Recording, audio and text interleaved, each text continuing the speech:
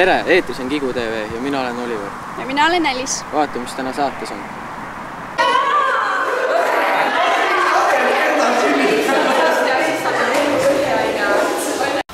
Ja vajutab siis siin puldi peal nuppe, et milline kaamera parasjagu eetrisse läheb ja siis siit ta näeb seda programmipilti.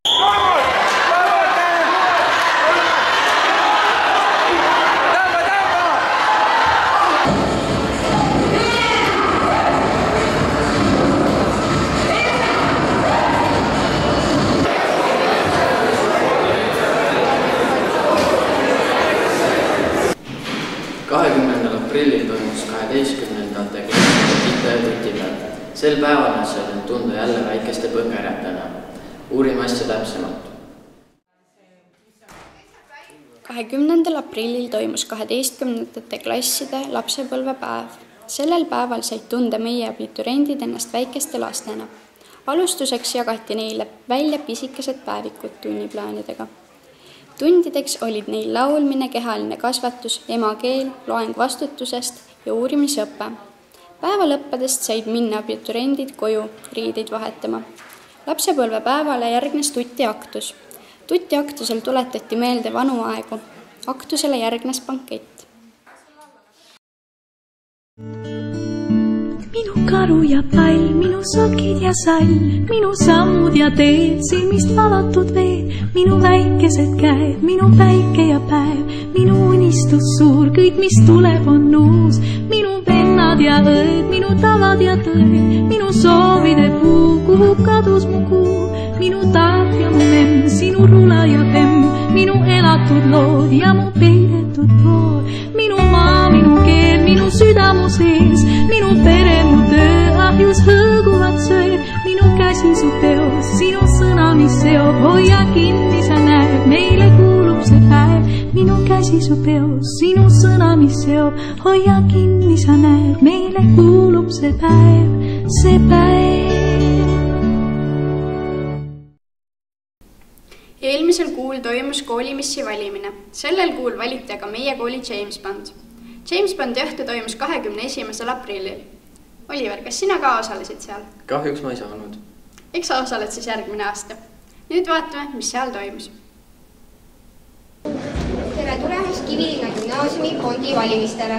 Olen Karoli Arnold ja minu kõrval on eelmise aasta Bond, Erki Kivi. Aitäh, Karoli. Tere ka minu poolt. Alustame meie tänase õhtusõnde üritusega. 21. aprillil toimus James Bondi õhtu. Õhtu jooksul testiti Bonde erinevatel aladel. Bondid pidid tõestama ennast nii intellektuaalselt kui ka füüsiliselt. Igat Bondi saatis imekaunis saatja.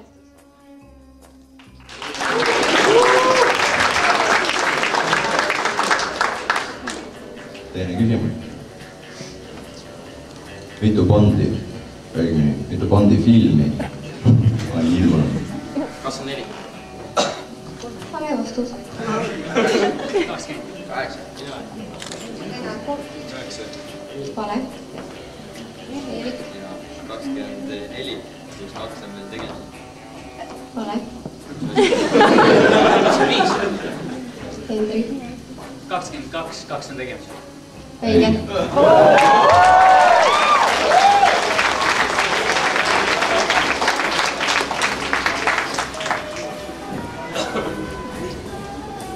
Mitu tähte on Ameerika lipul? Õige.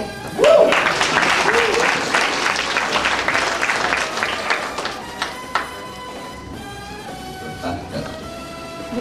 Mitu erinevat inimest on mänginud James Bondi? 6.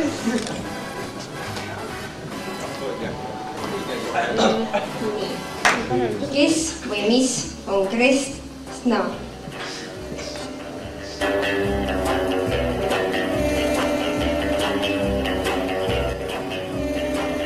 Bondide rebimine oli suur, et meie kooli James Bondiks sai Mirko Toom.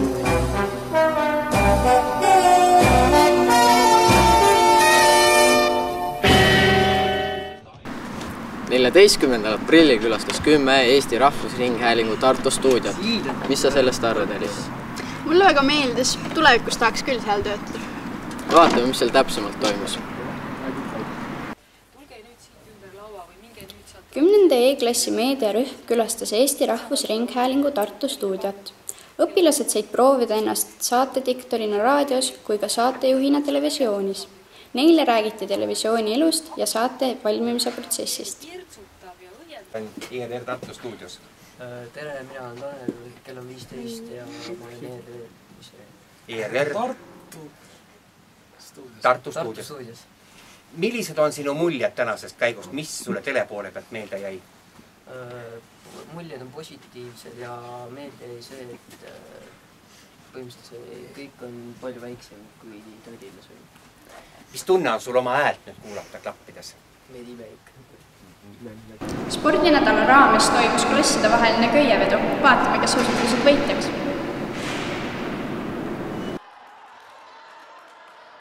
Spordinädala raames toimus klasside vaheline köievedu.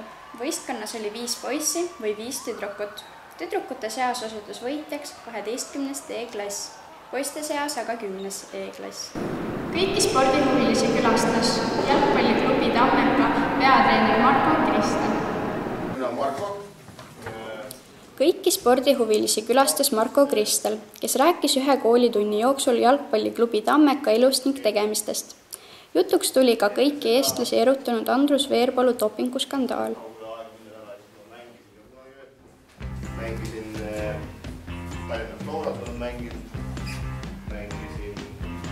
Soomes ja mängisin Eesti koolises 143 mängu.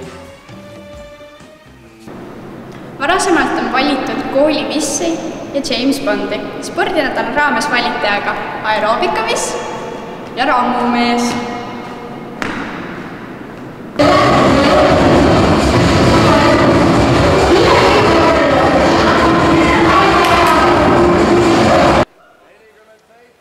Aeroobikamissiks ja rammumeheks said kandideerida kõik 8.–12. klassi õpilased. Tüdrukud tantsisid, tegid võimlemise aeroobikat ning proovisid ka sumbat. Poisid aga tõstsid raskusi. Aeroobikamissi tiitli sai Karolin Arnold 10. C-klassist ja rammumehe tiitli sai Ragnar Mutik 10. E-klassist.